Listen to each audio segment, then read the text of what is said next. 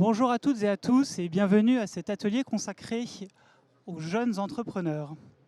Je suis donc Bertrand Pouget, directeur des programmes au MoveJ. Le MoveJ, c'est le mouvement pour les jeunes et les étudiants entrepreneurs qui accompagne les jeunes entrepreneurs, les jeunes qui entreprennent et qui ont entre 18 et 30 ans inclus. À mes côtés aujourd'hui, 3 entrepreneurs que je vous propose de découvrir. Donc on va commencer par... hop là. Vous entendez celui-là ou pas du tout? Allô? Rien du tout? Pas du tout? Si? Si, Allô? Et moi? si a priori on nous entend. Donc à mes côtés, 3 entrepreneurs et je vous propose donc de les découvrir en commençant par Nivine. Nivine, est-ce que tu peux te présenter en quelques mots Bambinocite et nous dire depuis combien de temps tu travailles sur ce projet? Bien sûr. Bonjour, je suis Nivine Moussa, tunisienne égyptienne et la fondatrice de la start-up Bambinocite. Bambinocite, c'est la première plateforme en Tunisie qui met en contact les parents avec les babysitters, des babysitters certifiés, validés, à proximité, sélectionnés après avoir passé des entretiens et des tests de babysitting. Voilà, donc c'est une équipe composée de... c'est une équipe jeune, voilà. Okay. Merci Nivine. Yoann, le Bonjour. projet Altoplast, est-ce que tu peux nous en dire quelques mots? Bonjour, Yoann Boenek, cofondateur de Altoplast, qui n'est pas encore créé mais qui va être créé d'ici pas longtemps.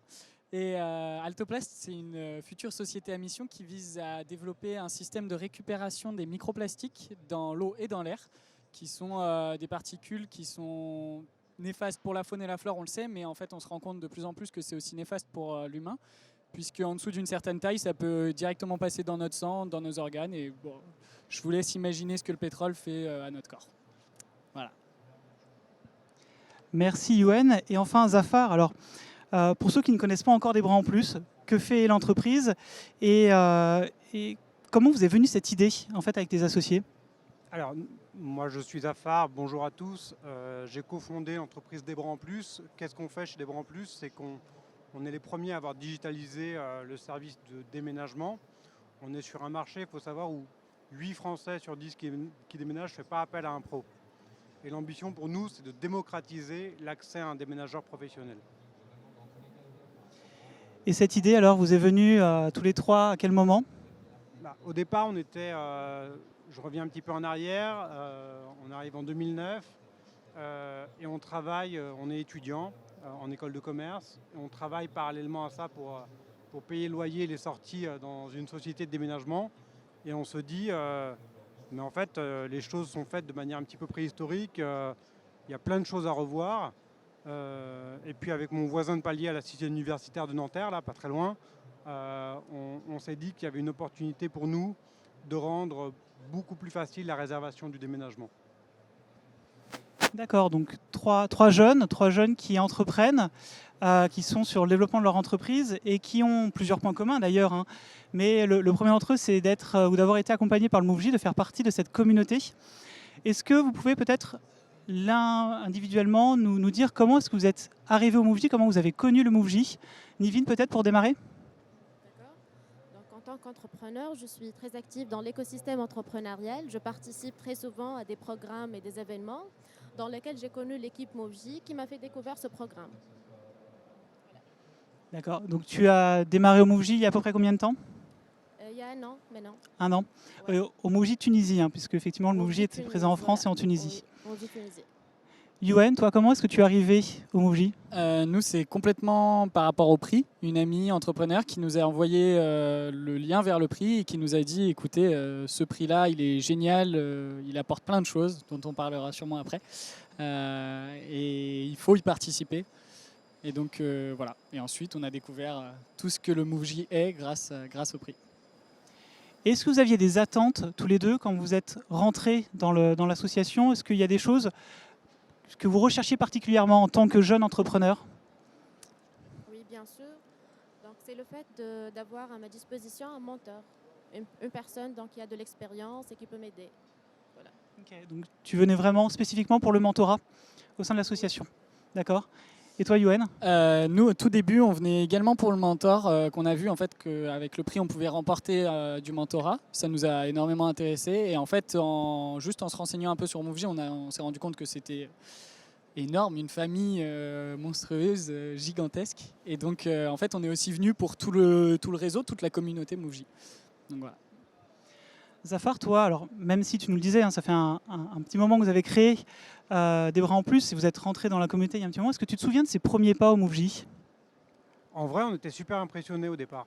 C'est-à-dire qu'on a participé à un after-work, comme on essayait un peu de sortir la tête du guidon et de voir ce qui se faisait dans l'écosystème entrepreneurial. Et donc, on a participé à un after-work, qui me semble organisé par le MoveJ, quelque chose de très informel. Et on a été super impressionnés par la qualité des échanges, la qualité des gens et également le niveau des mentors qui étaient présents ce jour-là. Et on s'est dit qu'il fallait absolument en être, quoi. Il fallait en être. Et comment est-ce qu'on peut rentrer dans le MoveJ? Alors on l'a vu à travers vos différentes expériences. Et l'une des entrées que vous avez choisies, notamment UN, c'est le prix MoveJ. Et vous avez aussi ce point commun d'être tous les trois lauréats du prix, aussi bien en France qu'en Tunisie. Qu'est-ce qui... Voilà. Qu'est-ce que peut-être Nivine, est-ce que tu peux nous raconter justement cette aventure du prix MoveJ, la façon dont tu l'as vécu depuis le dossier jusqu'à cette remise des prix où tu as été lauréate? Tout d'abord, le fait de pitcher devant des jurys composés de personnes connues et célèbres, ça c'est déjà un exercice.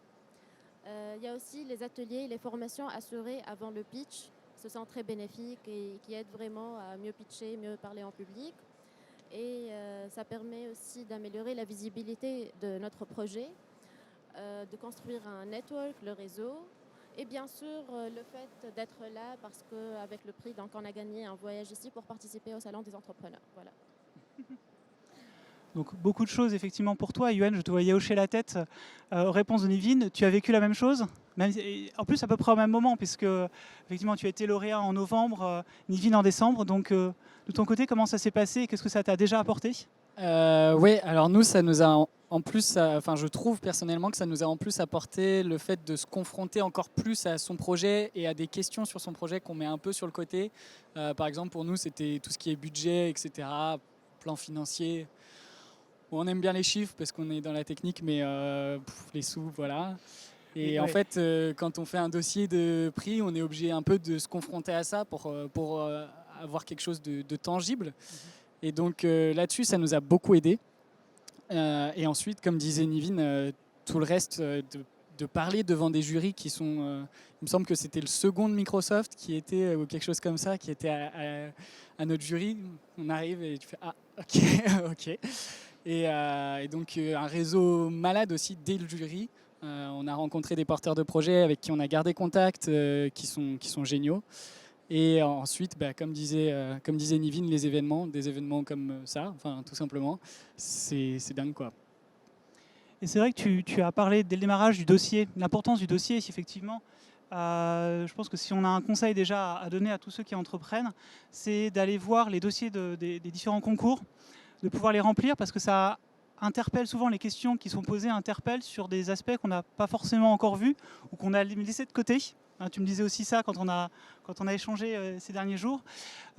Et donc les dossiers permettent sûrement de structurer aussi le projet, voir l'entreprise et d'aller donc sur des choses auxquelles on n'avait pas forcément pensé. Donc ça peut être un premier conseil aussi pour les personnes qui entreprennent, d'aller regarder les concours pour les dossiers et puis ensuite naturellement de postuler quand on pense que c'est un concours qui nous correspond aussi.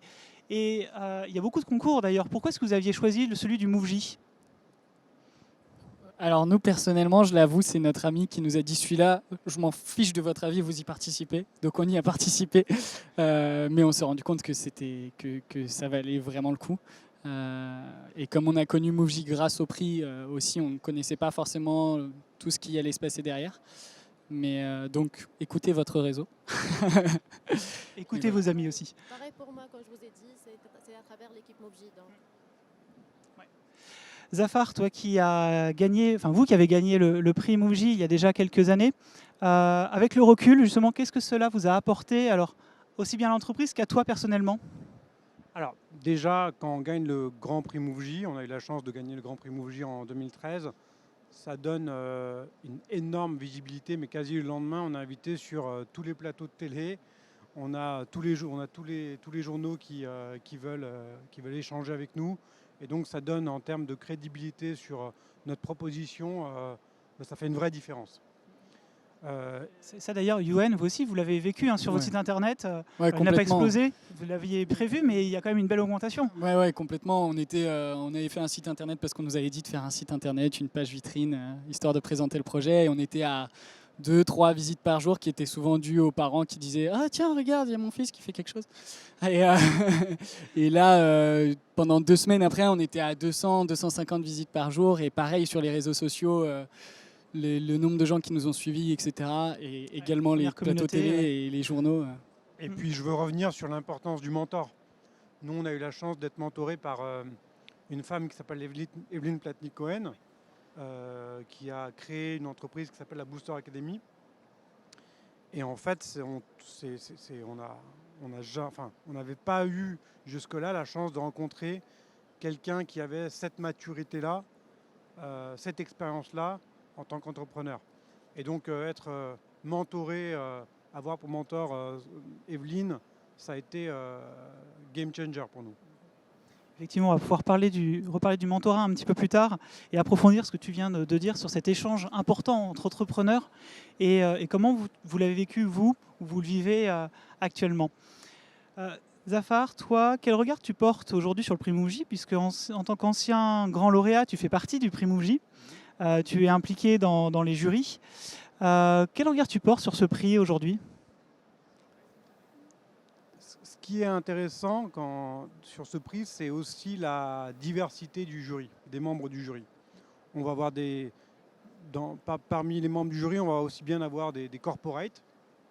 Je pense à EY, je pense à d'autres sociétés, à des très grosses sociétés. Et on a aussi d'autres entrepreneurs. Et cette diversité-là, dans l'échange, dans la sélection, dans le choix de qui sera le grand gagnant, qui portera le drapeau du Grand Prix Mouji, qui portera le drapeau du Mouji, c'est une chance parce que ça donne toute sa crédibilité, toute sa différence à ce prix Mouji. Oui, effectivement, le grand lauréat et les grands lauréats sont les porte-paroles du Mouji pendant un an et ce sont aussi nos plus beaux témoins.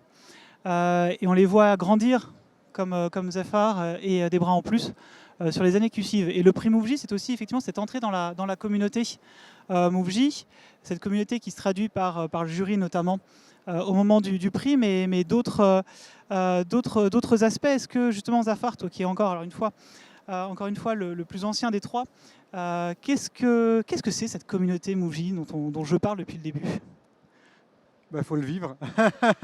Venez tous au Mouji, puis vous verrez. Non, c'est un réseau et franchement, c'est l'un des réseaux.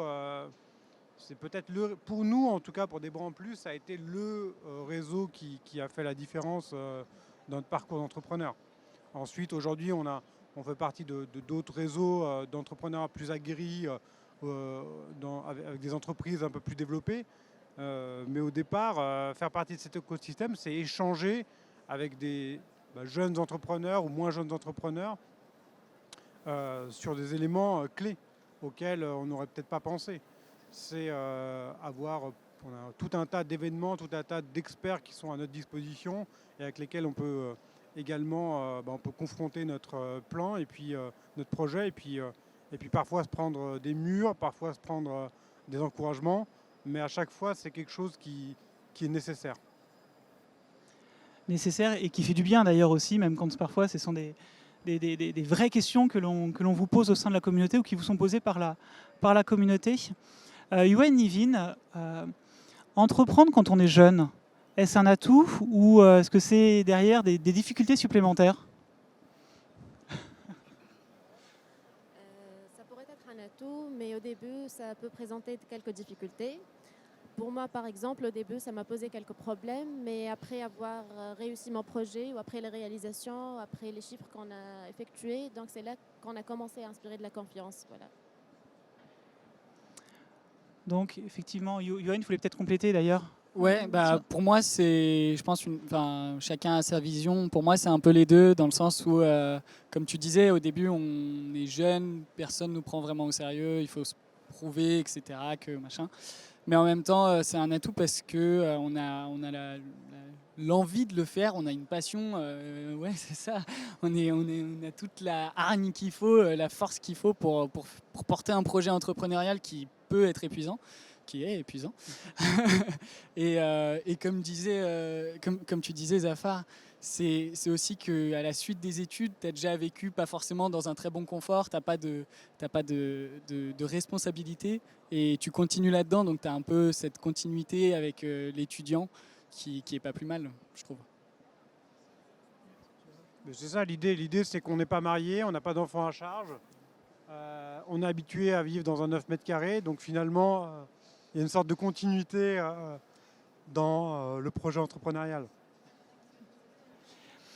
Et est-ce que la communauté vous a apporté déjà des choses sur cet entrepreneuriat, sur les premiers pas dans l'entrepreneuriat? Alors, Yoann, des premiers pas qui sont encore récents, mais est-ce que ça t'a déjà apporté, cette communauté? Ouais, il y a deux choses qui me viennent en tête. La première, c'est qu'on a eu récemment notre premier rendez-vous avec le mentor, qui est une mentor. Et il y a eu un super feeling, ça s'est super bien passé. Rien que pendant un premier rendez-vous, on était juste censé faire connaissance.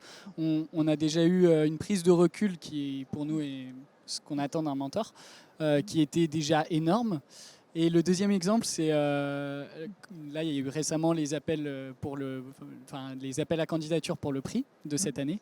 Et il y a une des candidates qui va potentiellement faire partie de la Mouv'J Family, qui nous a contacté pour discuter un peu de son projet, de son dossier. Et en fait, on se rend compte aussi du parcours qu'on a fait depuis l'année dernière. Et c'est hyper important dans l'esprit d'un entrepreneur parce qu'on se rend compte qu'on ne stagne pas, quoi. Donc c'est génial. Ouais, que l'on avance sur son projet et que en fait, c'est la méthode des petits pas, c'est-à-dire que petit à petit, effectivement, on fait grandir le projet.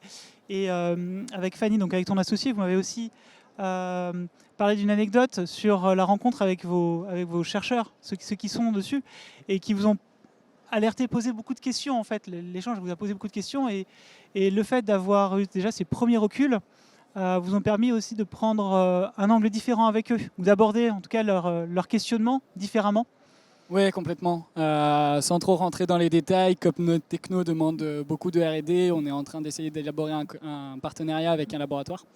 Et donc, il y a deux chercheurs avec qui on parle beaucoup, qui nous ont dit, qui nous ont posé des faits auxquels on n'aurait pas forcément pensé, qui nous ont fait prendre un recul hyper important.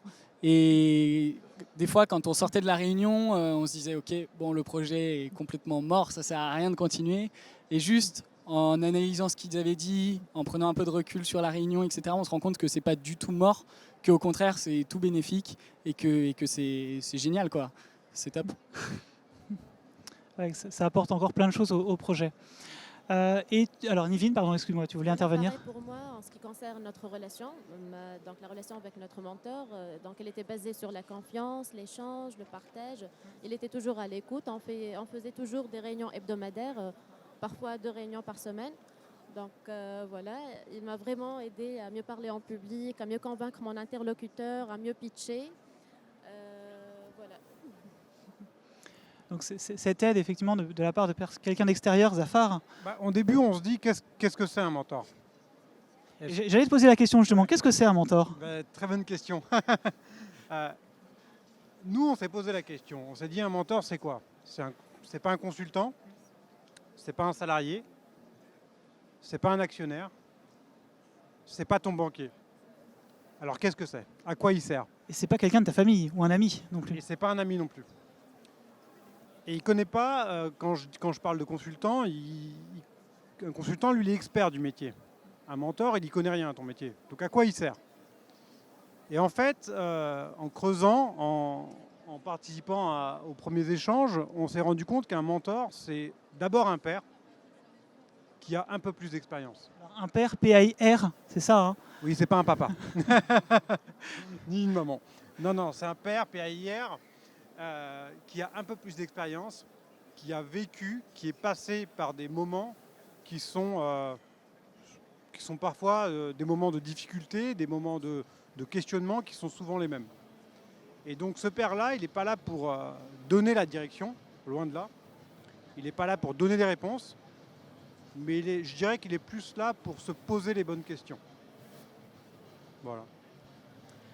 Effectivement, un mentor, c'est quelqu'un qui n'est pas du même secteur d'activité, qui ne connaît pas forcément ce secteur d'activité. Yoann, vous, votre mentor, alors que vous avez rencontré pour la première fois il n'y a pas si longtemps que ça, comment ça s'est passé d'ailleurs et comment est-ce qu'elle a abordé cette question peut-être de comprendre ce que vous faites?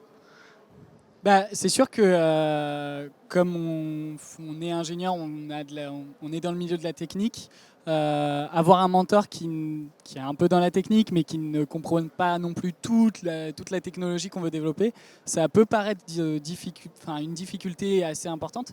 Mais en fait, pour nous, on l'a super bien vécu parce que ça nous a permis d'essayer d'expliquer à quelqu'un qui ne comprend pas quelque chose sur lequel on est en train de travailler. Et en fait, cette chose-là, si on ne sait pas l'expliquer, derrière, on ne pourra jamais la vendre. Donc, ça nous a forcé à clarifier des points, à essayer de même se remettre en question sur certaines choses où on se disait non, en fait, ça, on ne peut pas dire ça, les gens ne comprennent pas, c'est trop pointu, ou au contraire, c'est trop vaste, c'est pas du tout assez précis.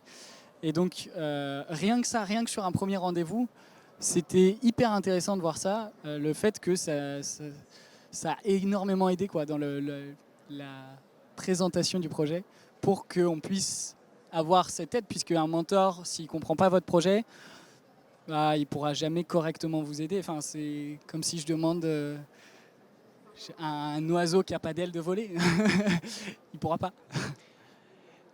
Alors, Nivine, toi qui es dans le mentorat aussi actuellement, comment ça se passe concrètement une rencontre? Est-ce qu'on peut tout dire à son mentor? Est-ce qu'on est prêt aussi à tout entendre de sa part?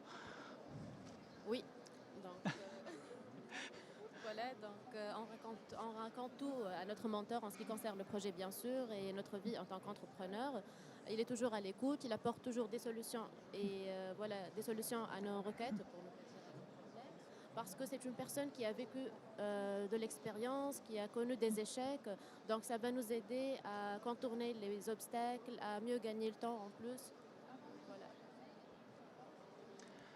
Donc les questions, le partage d'expérience, voir comment lui a passé justement ces moments de doute et de questionnement. Zafar, c'est ce que tu vis toi aussi maintenant, parce que tu es passé de l'autre côté, tu es devenu mentor. Pourquoi avoir fait ce choix? Pour nous, il y avait une sorte, je parle depuis tout à l'heure de continuité, mais pour nous, il y a clairement une continuité. C'est-à-dire que quand on a été mentoré, et en vérité, on peut continuer à être mentoré et être mentor par ailleurs.